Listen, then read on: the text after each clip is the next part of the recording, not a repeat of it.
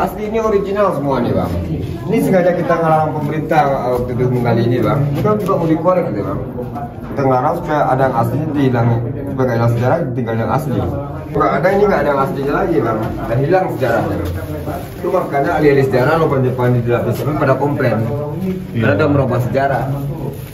Betulnya tempat ini kan boleh dirubah-rubah sebenarnya.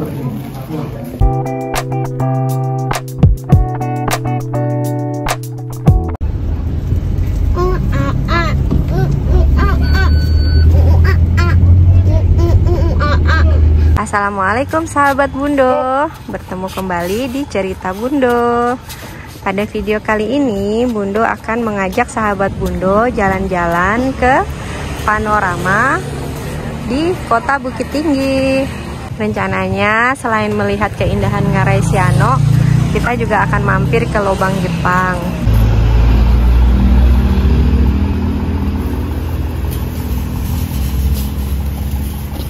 Nah, ini jalan menuju pintu masuk panorama. Kita disambut oleh hewan-hewan berekor panjang.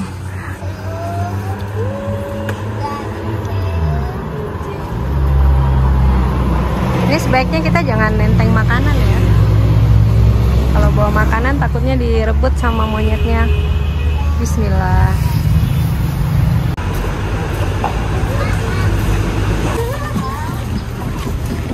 Depan panorama kita akan menemui Museum Perjuangan Tridaya Eka Dharma. Oh, terbuka untuk umum.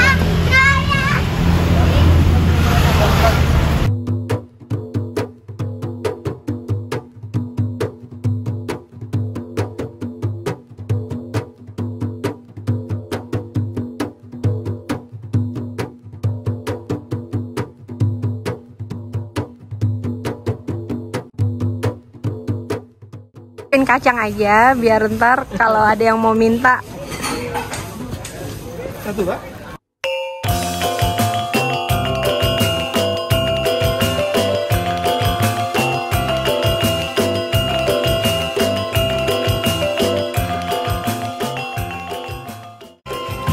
Melalui Taman Panorama ini, pengunjung dapat menyaksikan secara langsung bagaimana keindahan panorama Ngarai Siano yang terpampang di uang kertas pecahan 2000. Oh iya sahabat Bundo, Ngarai Siano ini merupakan sebuah lembah sempit yang dikelilingi bukit-bukit bertebing curam dengan aliran sungai kecil di tengahnya.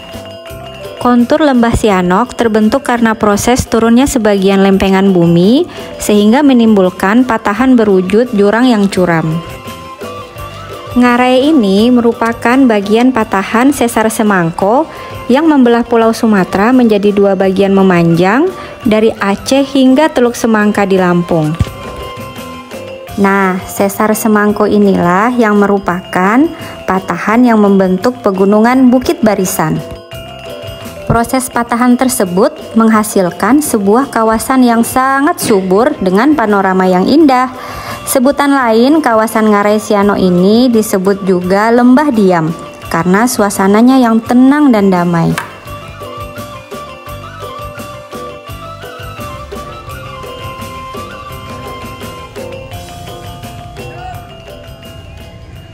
Itu Lobang Jepang. Sebelah kanan kita Ngarai Siano. Saat sampai di pintu Lobang Jepang, pengunjung sudah padat karena kebetulan hari ini adalah hari libur anak sekolah.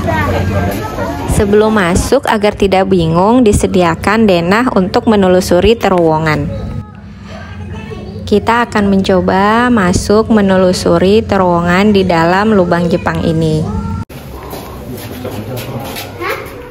Kiri sana ya. Kita ke kiri kemana? Karena bingung dengan begitu banyaknya lorong yang ada dalam terowongan ini, akhirnya kami sepakat untuk mencari seorang pramuwisata yang bisa menjelaskan bagian-bagian yang ada di dalam terowongan Goa Jepang ini. Maka bertemulah kami dengan seorang pramuwisata bernama Bang Beni. Kalau ya, kertas dorong ya. Pembuatan tanda-tandanya juga Jepang sama lu itu. Ini dia total panjang lubang Jepang ini dia ada 1.470 meter. 1 kilo ya. Jadi dia mempunyai bang ada 21 front presiden 42 simpang. 42 simpang. Jadi di dalam situ kayak labirin, dimanapun ada yang masuk saling connecting gitu. Untuk satu ruangan itu dia itu ada fungsinya bagi Jepang semua. Dan ini tempat tidur sebenarnya bang. Dari ujung sana sampai ke ujung sana itu ada 15 ruangan. Oh, ruangan ini Ya, ya? di antara duanya sana kita nanti akan lihat itu 2 ruang makan, 1 ruang sidang. Jadi dari ujung sampai ujung sini kan tersisa 12 ruang seperti ini. Yang 12 ini semua digunakan sebagai barak tempat tidur. Punya bang 12 ruang ini banyak ditemukan balai-balai di tempat tidur terbuat terbikin dari bambu sama rotan. Terus setiap ada dia kayak semen ya besi. Di dalam situ nggak asli lagi. Ini lubang Jepang dia ya. Ini nggak asli, ini sudah dilapis semen dengan ketebalan 2 cm. Ini dilapis semen pada tahun 2004. Oh dulu cadas, karena sampul batu. Nanti ada lihat original nanti sana nanti. Maka kita larang bahwa sepertiga di lubang Jepang ini tinggal yang asli. Pada yang sejarahnya dia ya. Dia kalau penghubung. Jadi ini yang paling terdekat ke kota ini bang ya. Ngapain dia lewat sini di Bangdunya. Jadi segini bang, lubang Jepang ini digali tempat 2 sampai 45 dia selama 2 tahun 8 bulan. Kita rumusa, bekerja paksa. Jadi kalau korban orang kita mati bukan sedikit di sini bang, itu informasi itu ribuan. Buat kali ini ya? Ya. Lubang Jepang yang ada di Bukit Tinggi bang, bukan ini aja.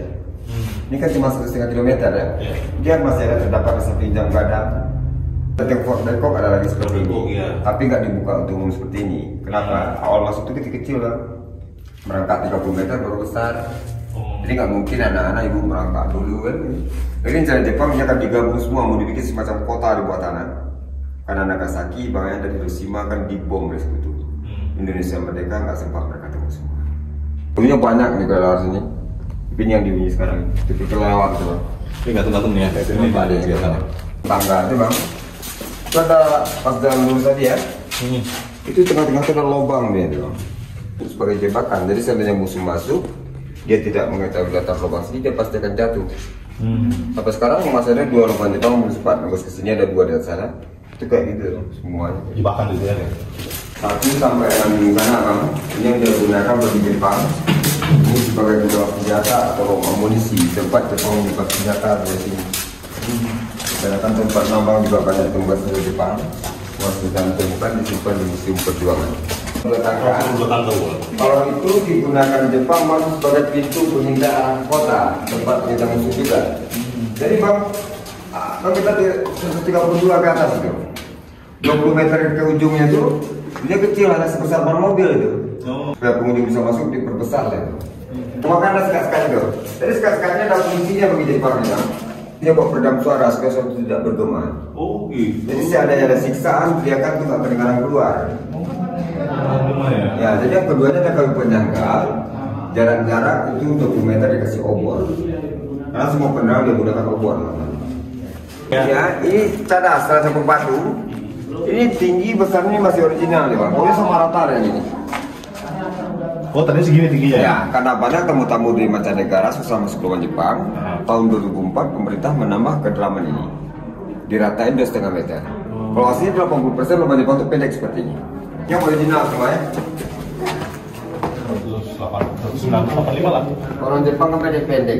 Itu kedalaman lebih pendek nih bang. Jadinya tak rata kayak gini bang. Ini atasnya asli ya? Asli ini original semua nih bang. Ini sengaja kita ngelarang pemerintah waktu itu menggali ini bang. Kita juga mau dikorek gitu bang. Kita ngelarang supaya ada yang aslinya dihilangin. Sebagai hilang sejarah tinggal yang asli. Kalau nggak ada ini nggak ada yang aslinya lagi bang. Dan hilang sejarahnya. Itu makanya ahli-ahli sejarah lubang Jepang di dalam Jepang pada komplain. Karena ada merubah sejarah. Betulnya tempat ini kan boleh dirubah-rubah sebenarnya. Kita ke depannya pemerintah akan bikin mini teater di sini. Oh.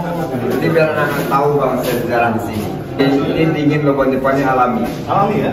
Nggak pakai AC kan masuk mall deh. Tapi dingin lubang Jepang ini bang di pagi hari sampai sore hari dengan dingin. Kalau kita masuk malam hari udara panas. Karena panasan besar sehari dia akan mulai melawan sini. Jadi seandainya ada serang sekutu dari atas dari bawah, Jepang akan lari dari sini. Itu tembusnya ke jurang.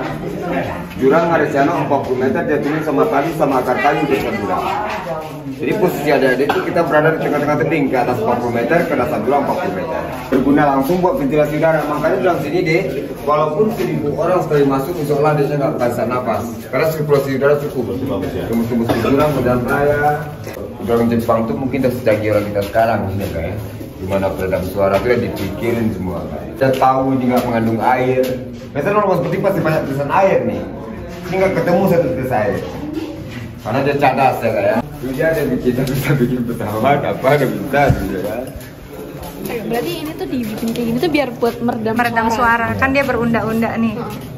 Dindingnya nggak rata kan? Ada yang cekung, ada yang kalau dia rata pasti kita bergema. Simpan sama dengan senjata. bunker juga kayak. Ya kayak bunker Kalau ya. Vietnam kan kecil bang ya, ini besar. Ini keempat, ini yang difungsikan Jepang tempat digunakan untuk ruang makan umum, ruang makan pekerja paksa.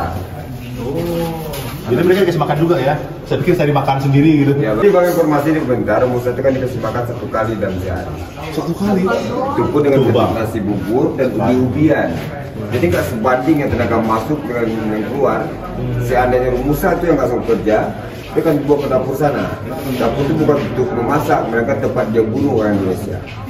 Jadi Musa itu dia setelah capek apapun, dia sakit-sakitnya nggak ada istilah dia obat-obati, dia dibunuh, ditukar. Jepang itu sangat terkenal kejamnya. Sebetulnya kalau kita pikir kalau Jepang itu kan terkenal kita dibunuh semua. Sebetulnya Belanda sih dia perlahan adu domba kita, ya kan? Bila dalam kita adu domba. Tahu dia namanya Belanda minta tanah. Minta sedikit lagi, dia yang punya semua. Masih orang itu kak benci sekali sama orang Jepang, itu kan kejam, suka perkosa gadis di Minang. Kita mengelabui gadis di Minang, dia bikinlah semacam penyakit topol, penyakit bercampak. Orang itu kan sangat takut sama penyakit bercampak. Makanya nggak didekatin. Ya, jadi kalau orang Jepang dapat penyakit bercampak, dia akan diasingkan, dia nggak tahu obatnya.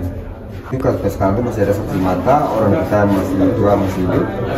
Jepang itu kalau kita lihat apa kata mereka, kita langsung bunuh. Tapi kalau kita bersih mobil mereka, kita akan dikasih beras. Ada sisi baiknya juga.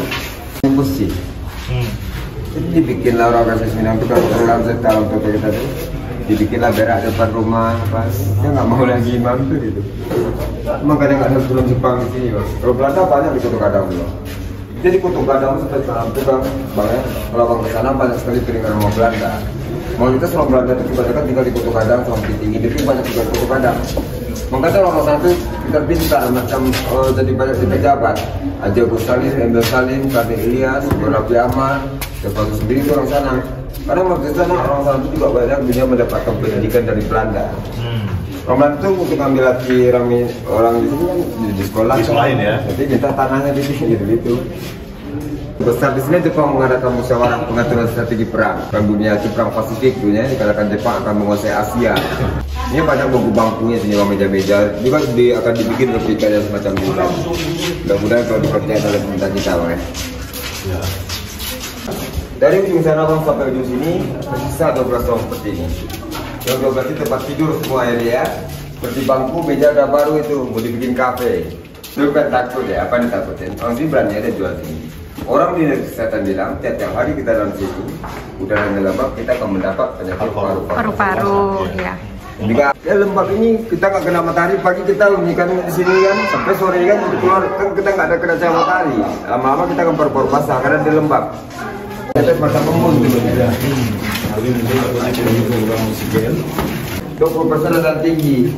Semacam pintu utama itu asli itu bang.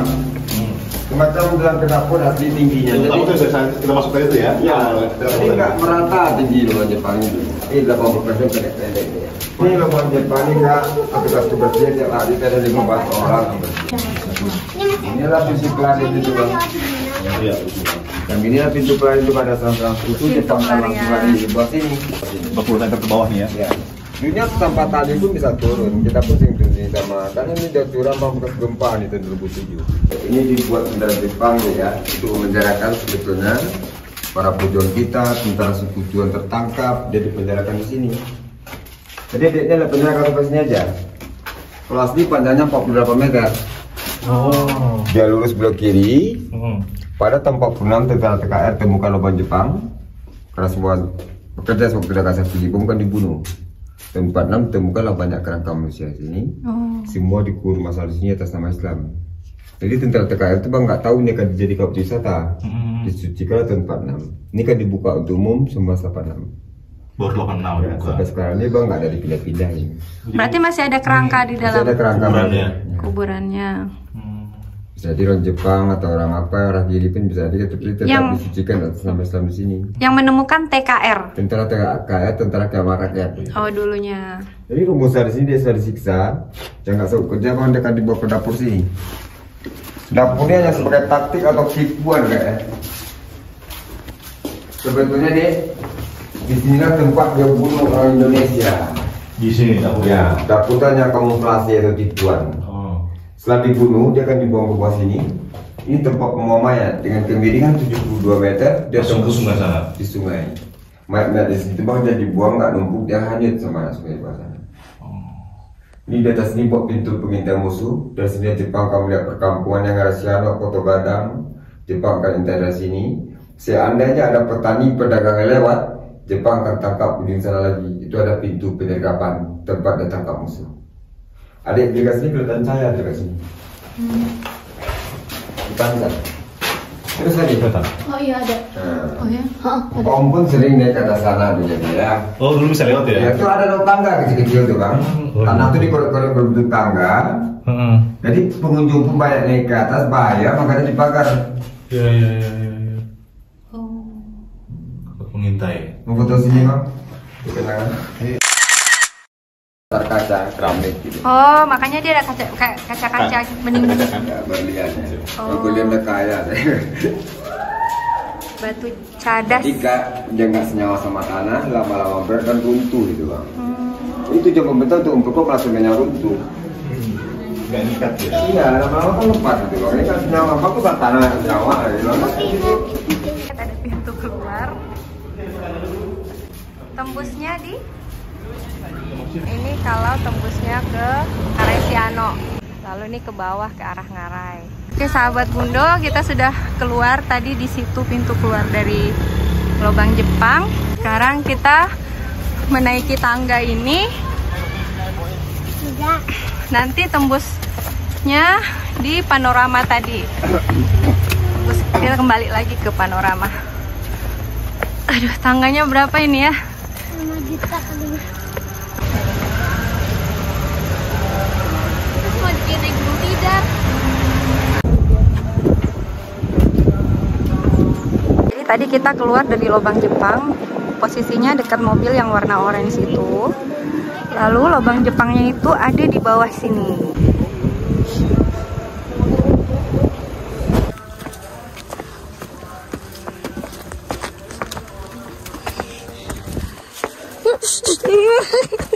Dia lihat ayah bawa sesuatu. Saat akan kembali ke Taman Panorama, kita akan melewati pasar seni ini. Di sini banyak dijual oleh-oleh khas Sumatera Barat. Ada juga lukisan-lukisan yang bermotif rumah gadang ataupun jam gadang. Unik ya, media yang digunakan untuk lukisan ini adalah bludru. Tidak jauh dari pasar seni ini, kita juga akan menemukan banyak monyet berekor panjang. Semakin siang, monyet di sini akan semakin banyak. Ada juga pengunjung yang datang ke sini sengaja membawa makanan.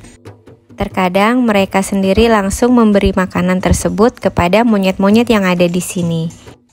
Namun, pengunjung harus tetap hati-hati karena tidak semua monyet yang ada di sini jinak. Ada juga yang beberapa agresif. Petugas Taman Panorama mengatakan apabila monyet di sini boleh diberi makan namun tidak boleh dipegang. Dikhawatirkan jika disentuh mereka akan menjadi agresif.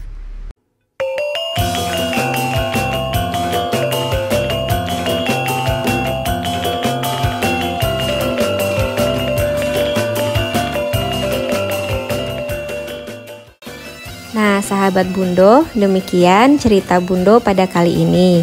Sampai berjumpa di cerita Bundo berikutnya. Terima kasih banyak ya. Assalamualaikum.